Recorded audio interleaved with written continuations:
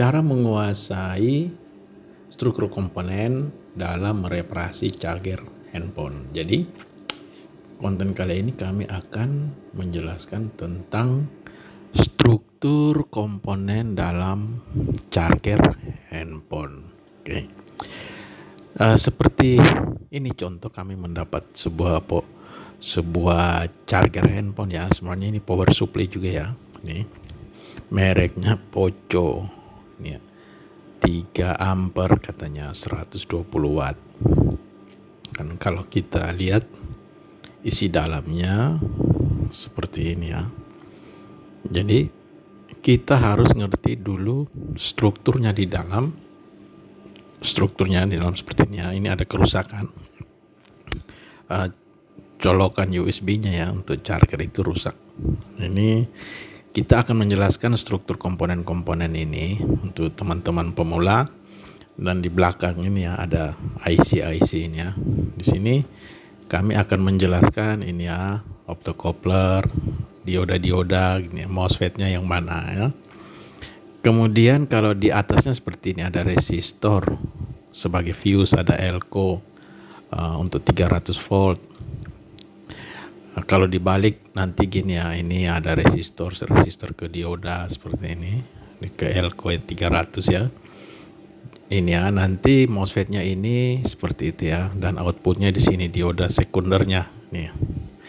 Jadi dia ada sirkuit sekunder dan primer. Ini IC dioda untuk sekundernya. Ya, oke. Kalau kita gambarkan dia akan seperti ini ya. Jadi tampak atas dan tampak bawah. Yang kami lingkar ini adalah input 220 AC, input dari PLN ya.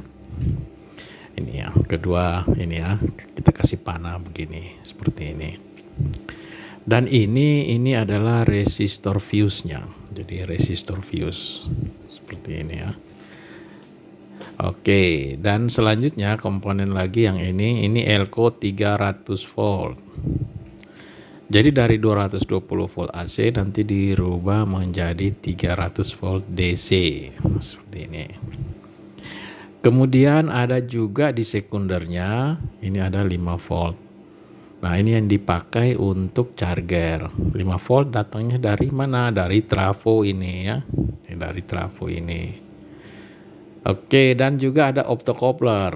Ini ada optocoupler ya. Jadi walaupun kecil seperti ini, dia ada optocoupler juga kan.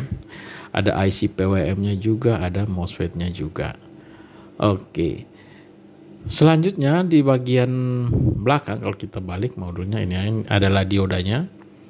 Ini adalah ini ya, nomor-nomornya ada ya. Nomor-nomor komponennya. Ini juga nanti ya, ini ada nomornya, dan juga yang ini juga ada nomornya, nomor serinya di IC-nya. Yang ini dioda ya, dioda sekunder. Ini dioda primer. Ada diodanya nih. Kemudian yang ini adalah IC PWM dan juga MOSFET nih, ini sudah digabung jadi satu dia. Digabung jadi satu ya. Dan juga dia ada ini ya, ini regulator untuk IC PWM. Jadi jalur-jalur dari sekundernya nanti ini ya, jalur yang dua ini. Jalur dua ini. Nah, ini jalur sekundernya ya. Tuh. Jalur sekundernya nanti yang ini ya, yang kami lingkar ini ya. Oke. Nanti di primernya dia dapat tegangan dari dioda ini yang jalur kuning ini. Nah, ini dia ya. Itu groundnya, nolnya. Groundnya gitu ya. Dan ini negatifnya, ini positifnya yang ini. Ini positifnya ke trafo ya. Nanti kan trafonya ada dua kaki itu. Salah satu kakinya nanti ke IC MOSFET ya. IC yang sudah ada MOSFET-nya di dalam, kemudian ada IC PWM-nya di dalam ini. Oke. Ini. Jadi kami sambung seperti ini. Input 220-nya disambungkan kabel saja seperti ini. Jadi ini adalah yang tadi yang rusak, USB-nya dibersihkan dulu, semuanya kami copot sehingga waktu kita hidupkan tidak terjadi short circuit ya. Jadi kita cabut dulu. Jadi teman-teman, dalam modul-modul power supply atau charger handphone, dia sebenarnya prinsip kerjanya sama dengan power supply switching, sama persis ya. Jadi dia ada 220 input, kemudian dirubah menjadi 300-nya di switch oleh MOSFET, sehingga nanti trafonya itu ada trafo primer, ada trafo sekunder. Jadi trafo primernya di switch oleh IC yang ada MOSFET-nya, sehingga nanti mengeluarkan tegangan sekunder 5 volt. Jadi cara kerjanya sangat mudah ya. Jadi kita lihat ini sudah kami cabut, dan ya yang untuk USB tadi sudah kami cabut. Ini kita coba ukur ya, ini tegangannya di sini ya. 5 voltnya ada tidak nih ini ya. Nah ini tidak ada ya. 5 voltnya tidak keluar nih. 5 voltnya ini sama sekali tidak ada nih. Nah ini perlu kita curigai, tapi kan yang harus kita analisa kan komponen mana nih yang rusak nih ya. Jadi kita curiga diodanya atau elko-nya, karena cuma 2 komponen di sekundernya. Kita matikan dulu ya. Jadi ini elko ini harus kita lihat ya, elko, dan juga nanti diodanya, elko-nya ini perlu kita lepas ya. Dan ini diodanya, ini dioda. Nanti kita akan ganti dengan dioda yang tunggal. Namun kebanyakan elko ini bermasalah dia, dan dioda ini. Nanti kita coba lepas dulu elko-nya. Ini elko-nya. Kelihatan bodinya juga sudah penyot-penyot ya. Mungkin ini dari pabrikan ya. Dari pabrikan dia memang penyot begini ya. Tapi kita nanti diukur, dicari tahu gitu ya. Tapi paling bagusnya diganti saja. Nah ini elko-nya kita lepas dengan cara disedot seperti ini. Daripada kita beli baru kan, mahal juga soalnya charger handphone yang ampernya besar ya, untuk fast charging. Jadi ini menurut yang kebanyakan orang yang 3 ampere ini kalau casnya cepat ya. Dan isi dalamnya cuman seperti ini. Dan kerusakannya kebanyakan elko ini ya. Elko ini. Elko untuk 5 voltnya, karena mungkin dicas sering dipakai, dicas akhirnya dia mengalami penurunan kualitas. Dan perlu kita lepas ya. Kita lepas, kita ganti saja yang baru. Nah ini ya, nah ini dia. Dan memang kelihatan dia sudah kembung ya, sudah ada penurunan kualitas mungkin, sehingga dari strukturnya sudah tidak bagus lagi. Dan juga ini dioda ini ya, ini dioda ke elko ini ya, ini dioda.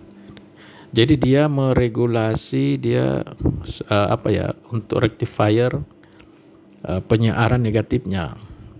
Jadi di sini struktur charger handphone ini negatifnya yang disearahkan.